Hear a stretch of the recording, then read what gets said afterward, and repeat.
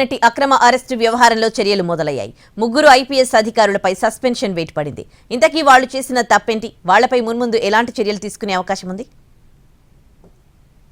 పక్షపాతం లేకుండా విధులు నిర్వహించాల్సిన పోలీసు ఉన్నతాధికారులు యూనిఫామ్ పరువు తీశారు. కేసు దర్యాప్తు ప్రాథమిక సూత్రాలను పాటించలేదు. బాధితులకు అండగా ఉండాల్సింది పోయి నేరస్తులతో కుమ్మక్కయ్యారు. అధికార దుర్వినియోగానికి పాల్పడ్డారు. విధి నిర్వహణలో తీవ్ర దుష్ప్రవర్తనకు పాల్పడ్డారు. ఒక పారిశ్రామికవేత్తను కాపాడేందుకు నటితో పాటు ఆమె కుటుంబాన్ని తప్పుడు కేసులో ఇరికించారు. దీంతో గతంలో విజయవాడ సిపిగా ఉన్న కాంతిరాణా తాత, డీసీపీగా పనిచేసిన విశాల్ గున్ని, ఇంటెలిజెన్స్ డీజీగా బాధ్యతలు నెరవేర్చిన సీతారామాంజనేయులపై సస్పెన్షన్ వేటు పడింది. ఒకే కేసులో ముగ్గురు ఐపీఎస్ అధికారులు సస్పెండ్ కావడం ఏపీ చరిత్రలో ఇదే తొలిసారి. ఎన్టీఆర్ జిల్లా ఇబ్రహీంపట్నం పోలీస్ స్టేషన్లో నమోదైన కేసులో ఈ ముగ్గురు ఐపీఎస్లు నిబంధనలకు విరుద్ధంగా వ్యవహరించారని దర్యాప్తులో తేలింది.